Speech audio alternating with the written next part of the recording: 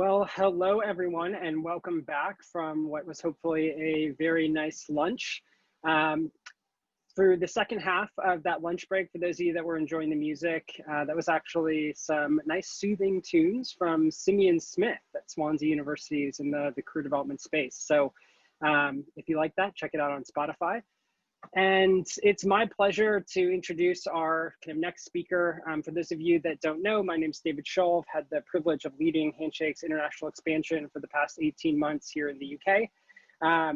And the next speaker is Christine Cruzvergara. A little bit of background and kind of a funny story. When we were starting Handshake, I think Garrett, our CEO, likes to tell the story that he literally followed Christine around and borderline done creepy because of how influential she was in the US and how impressive we thought her vision for the future was.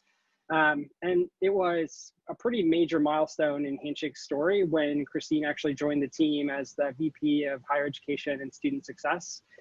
Christine's just been an incredible person to learn from, and couldn't be more excited for her to share her perspective on the kind of role of students in career delivery in the US and what she's seen. So Christine, welcome. Good morning, I should say, and we'll turn it over to you.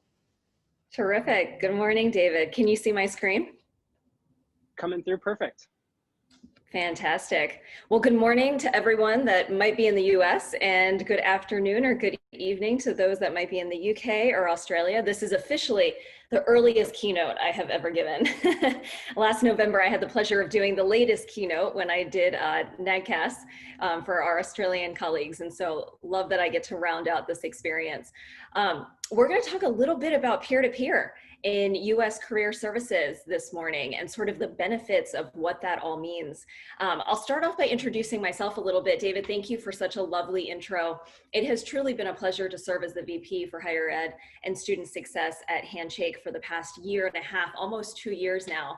We're the largest career network, combining over 1,000 institutions of higher learning with 500,000 employers and many millions of students. And it's so powerful because we are a network.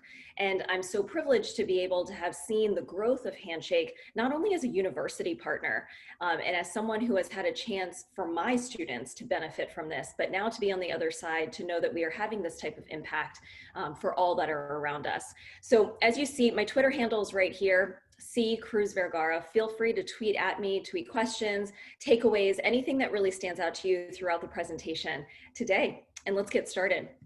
So first of all, I have an activity for all of you. I'd like you to just, on a piece of paper, notepad, whatever's in front of you on your computer, I want you to jot down who are the top 2 to 3 people that you go to when you yourself are seeking career advice. So take just a moment and think about who are the first 2 to 3 people that you think of that you would trust to give you career advice. Okay. Once you have those names, I want you to now write down next to each of those names, why did you select that person? Was it because they have amazing industry knowledge of the area that you might want to go in? Is it because of the number of connections or people that they might be able to introduce you to? Is it simply because you trust them? It's somebody that's been in your life that knows you, that you feel like you can be open and honest with, or whatever reason. Write down that reason. And we're going to come back to this activity in a little bit. Okay? I'm going to give you just a few more seconds to finish up. Okay, fantastic. I'm going to tell you a little bit about my journey, and we're going to come back to this activity. So this beautiful picture that you see in front of you is my alma mater, James Madison University. And when I was a student at JMU, I was highly involved. I was in a lot of activities. I held leadership positions. I loved my experience as an undergrad. It was very quintessential sort of college experience. I lived on campus. I then moved off into an apartment with my roommates. We had great fun, lots of parties. It was fantastic. It was a really great academic experience. But one of the things that I never did while I was at JMU was visit the Career Center. Not once did I ever step foot in the Career Center. I didn't go because I didn't feel like it was for me. I was a student that was majoring in psychology. I thought for a long time that I was going to be a psychologist. I was going to go get my graduate degree and become a psychologist. I ended up changing that path at one point and decided that I wanted to actually work in student affairs. I wanted to work in higher ed administration instead. And who I went to learn that were not only my mentors and my supervisors in orientation and in some of the other groups and organizations that I was a part of, I went to my peers. And so the only person I ever had check my resume or CV was a peer. Her name was Jess, and she happened to be a peer advisor at JMU's Career Center. That was my only interaction that I ever had, because I didn't think the Career Center was really for me. I wasn't really sure what they did. I was a first-generation student. Both of my parents immigrated to the States. Neither of them had gone through the college experience. And I had no notion of even what this office was, or that it existed, or that they were there to help me figure out how to get to grad school or how to figure out my career. And at the very most basic level, how to help me with my CV. And so this student was able to help me look through all of my experiences, help me format, help me think through on the most basic level what it was that I wanted to showcase to a future graduate school. And that help was invaluable. It helped me to do well on my applications. It helped me to have confidence in going through that process. But truly, if I had not known her through any of my activities, or I had not met her, I never would have had any interaction, and I wouldn't have gotten any assistance. So I want you to look back at your sheet again, and I want you to look at those reasons. I would imagine that for at least 75% of you, you wrote that you reached out to that person because you trusted them and because you know them. And that makes a difference. Sometimes that's the lowest barrier, right? Is just knowing someone that you believe in enough that you could even ask the question. And so today we're going to talk a little bit about what that looks like in the US and why that is so important. Now, I want to bring you really quickly to this quote that's at the bottom of the screen here. Until every student is served, we have work to do. You have students on your campus that were like me as an undergrad, who don't understand what a career center is, and there's probably no amount of emailing that you can do that is going to help them feel like career services is for them, because they don't have enough context or knowledge to really grasp why it's not scary to go to your office or to meet with you or some of your colleagues, right? And this is where peer-to-peer really comes in. This is how peer-to-peer can help you extend your reach so that truly you can serve every student, whether you directly or as an extension of you. So we're going to talk about 3 different models. I think the easiest way to think about how peer-to-peer has been done in the US is to essentially break it down into 3 separate models. I've named them the frontline model, the influencer model, and the full advising model. So let's actually walk through each one. The frontline model is the most common model that you're going to see in the US.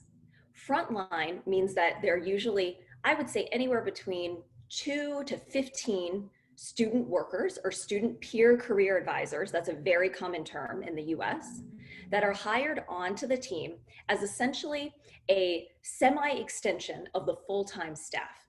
They often are going to staff something called drop-ins, and they're going to work on the most basic of topics: resume review, cover letter review. That is the most common model that you will see. These students are paid hourly, and they are typically trained by the careers advisors in those offices. They, I would say, usually go through anywhere between 2 to 4 weeks of training, depending on the center and depending on the staff and how they wish to train up these folks. Now, these students are very similar to essentially Jess in my story. They are ready to be out there, whether a student comes to the drop-in or to simply help students and peers that they happen to know in the organizations and groups that they're in, and to be able to provide some basic advice on how to do your CV, how to write your cover letter, what should it look like, what should the formatting be, what are tips, okay? That's the frontline model. In the influencer model, This is a newer one that we're starting to see pop up across some of the different US institutions. And I'm going to actually give you a really concrete example of Kent State because I think they have done a phenomenal job of the influencer model. So here you are actually tapping into an extension of a larger group of students beyond just your frontline peer career advisors. So at Kent State, they not only have peer career advisors, they have also decided to tap into what they call brand ambassadors, which serve as influencers across their campus. So Kent State happens to be a Handshake university. And one of the things they wanted to do was encourage students to use Handshake more. They know that all of the opportunities are in there. They know that that's the way to sign up for appointments. They know that that's the way that employers are going to message your students and invite them to virtual events or to apply for their opportunities. And they didn't want students to miss out. So what they did was they went to all of the student leaders at their institution. And for them, they happen to actually have a class that's a leadership class that every senior level, and I don't mean senior as in class year, I just mean senior level as in a student holding some type of formal leadership position on their campus. So this could be resident advisors in the residence halls. This could be a president or vice president or secretary or treasurer for a student organization, right? It could be a number of different things. They went to that class and they ended up asking all of those students to become ambassadors, and they trained them specifically on Handshake and how to talk about Handshake to other students and how to help those students complete their profile. That was the one call to action that these influencers and ambassadors had. They decided on a very concrete thing that they wanted those students to be able to push.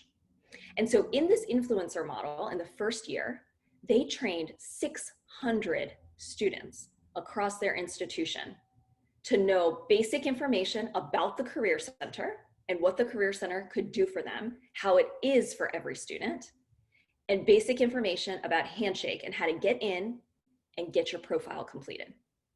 This year, Kristen Williams, who's the director at Kent State, has amassed more than 1,100 ambassadors for their influencer model. It is truly incredible. She doesn't pay all of them. In the influencer model, they are usually volunteering. They usually put in anywhere between a couple of hours a week to maybe 5 hours a week. So it's pretty low lift. And in turn, they get a t-shirt. And for her institution, that happens to work out very, very well. And so some of the tips that she would encourage you to think about are, what are the incentives for your institution and for those student leaders who might be influential, who might know others, who might be able to really help you extend your reach into your student body. And the second tip is to really think about, where are those students? How would you tap into your student leaders? Where do you find them? Is there a class similar to Kent State? Is there another office that you need to partner with in order to get in front of those students? Would you actually need to start in an even more organic way by you yourself identifying who some of those students are, like your student government president, for example? Or do you start by literally asking students that come into your office, who do you go to? Who are the other people that you see? Who might you recommend to be able to build such a program? Okay, so we've talked about frontline, we've talked about influencer. Let's talk about the full advising model. In this last model, this is what I would say is also one of the newer models in the US. I'm going to use University of Miami in Miami, Florida as an example here. So Christian Garcia, who oversees this particular model, has not only hired frontline career advisors, he's actually turned them into full advising staff. One of the things that is most key at institutions in the US is the necessity for us to be able to partner more closely on campus. In particular, we need to have better and deeper relationships that are embedded in the academic side of the house. That may be also true for some of you in the UK. And so what Christian decided to do was to actually alleviate much of his full-time career staff to be able to truly build those relationships, to be able to build programs, module, curriculum at scale, and to have the students do more of the basic advising that he knew they could train them up to do. So now these students not only do resume, cover letter, they also do internship and job search. They are learning about different industries, or he calls them career circles, and they actually serve as leaders for these career circles. The career circles are new and he's just launching them this academic year. So checking out his website and actually reaching out to Christian is a great idea for actually seeing how he's taking these students and making them facilitators and conveners of these different types of career circles, or networks, if you will, across campus, so that they can spread the knowledge of that industry area, of some of the employers that recruit there, of the hiring practices, the way you interview, right? Essentially the knowledge and tips you need to really tailor yourself as a student to be an attractive candidate. I asked him recently, how much has this alleviated your staff's time? And he told me that these full-time student advisors are now covering 85% of all of his appointments. 85%. He has bought back so much time for his full-time career staff.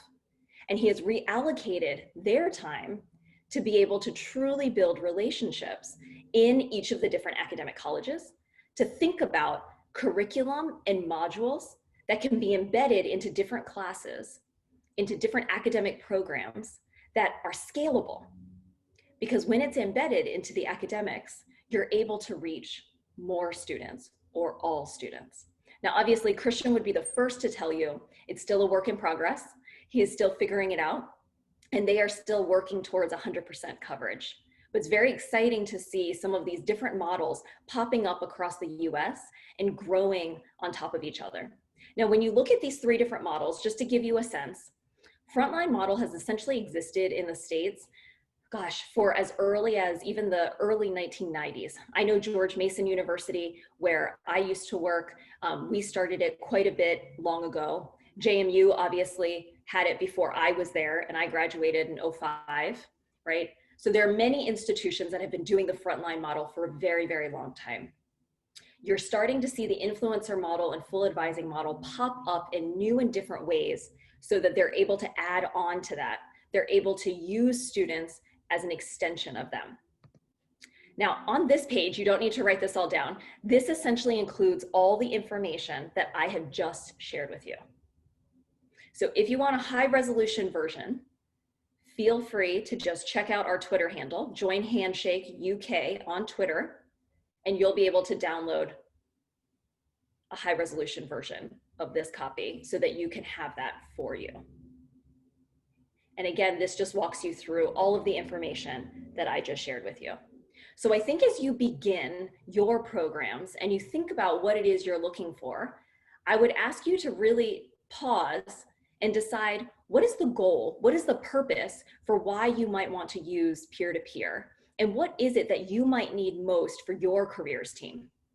Is it to be able to reallocate their time so that they can be working on different types of initiatives that truly a student would not be able to work on?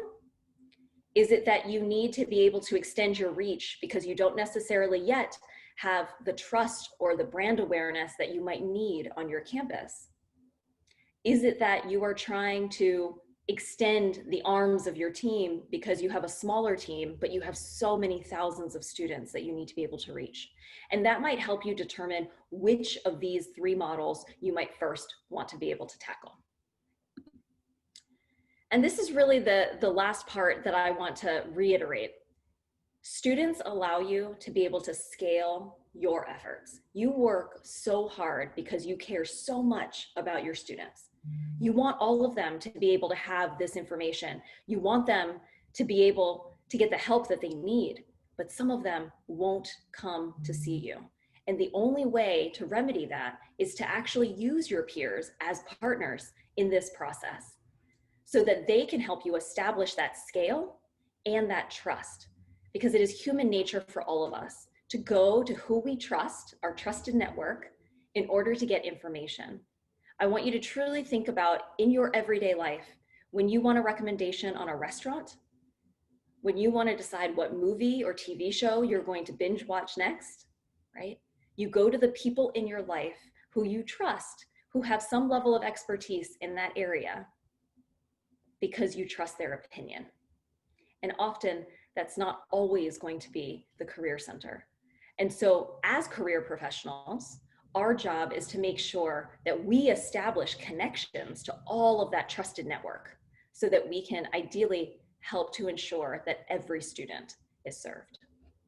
And with that, I will open it up for questions. And I believe David's gonna help moderate. I am, yes. Thank you, Christine.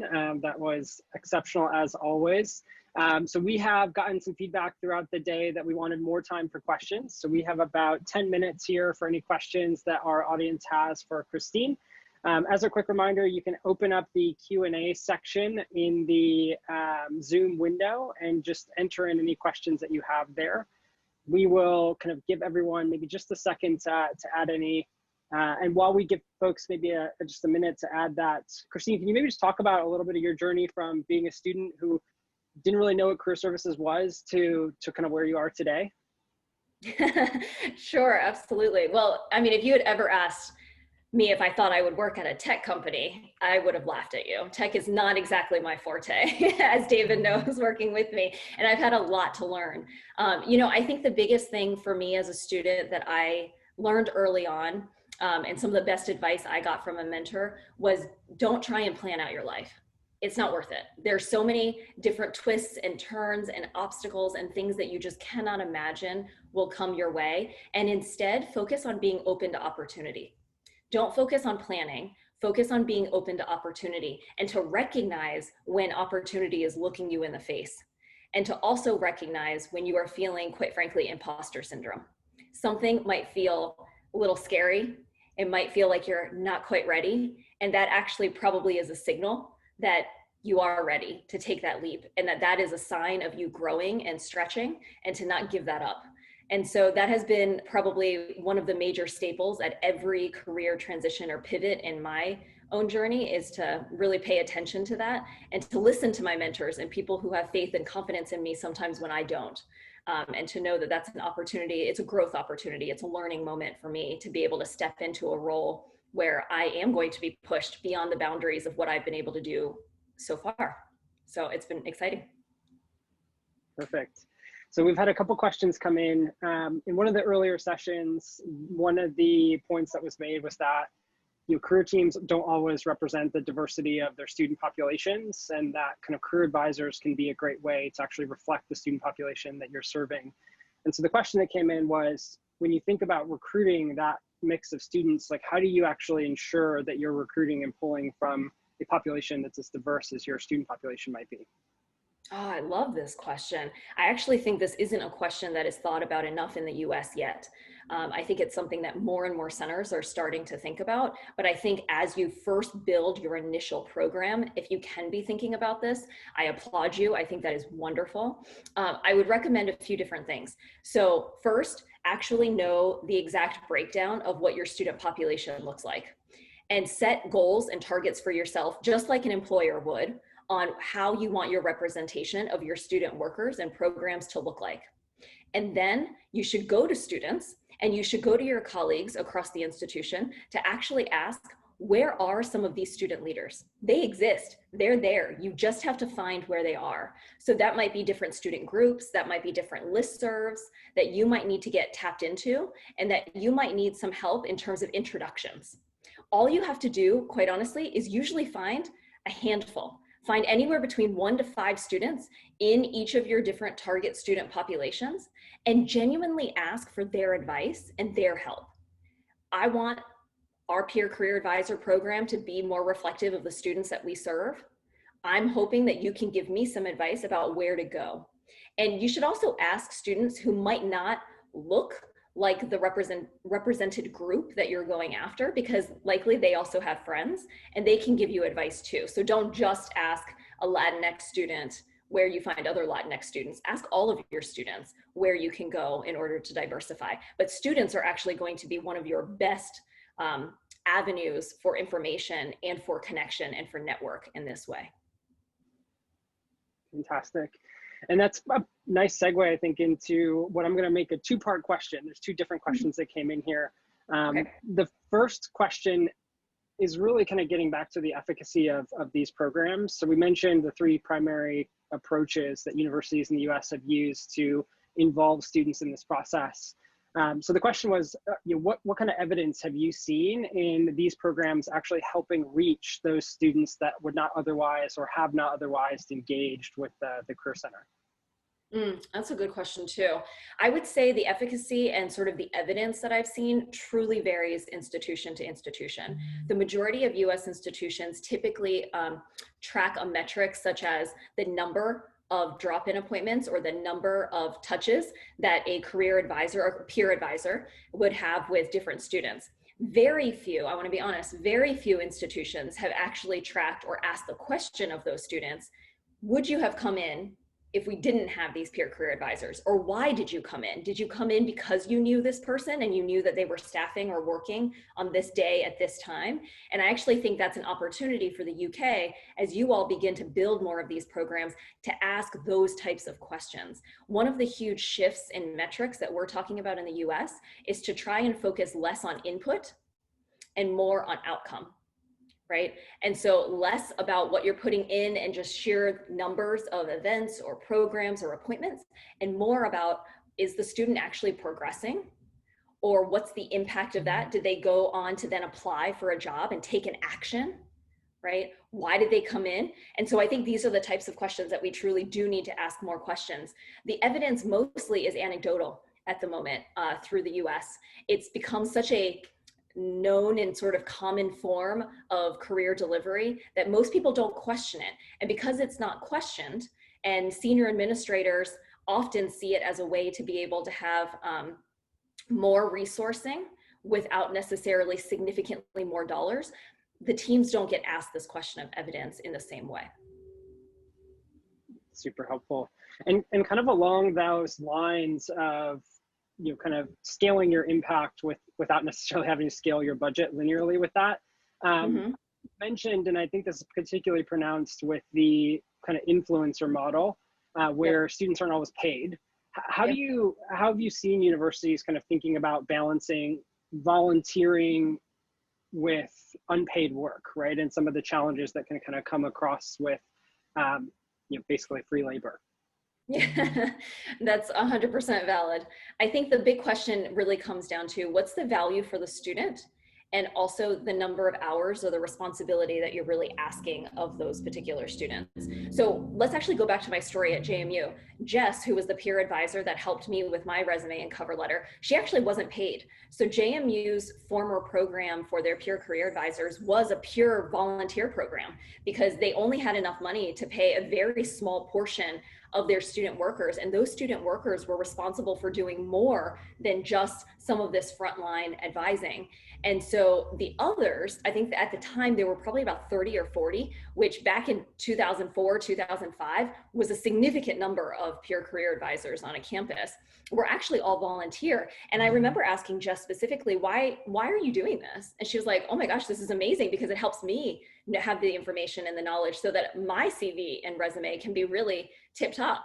She really wanted to make sure that she knew the information because she felt like it was going to help her. What's really funny is she actually turned out to become a recruiter. So she's actually one of the recruiters at Bloomingdale's now.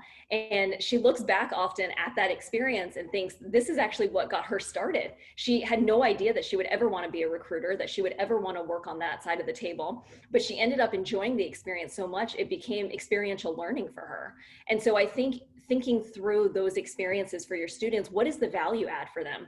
Why does this help them personally in their own life?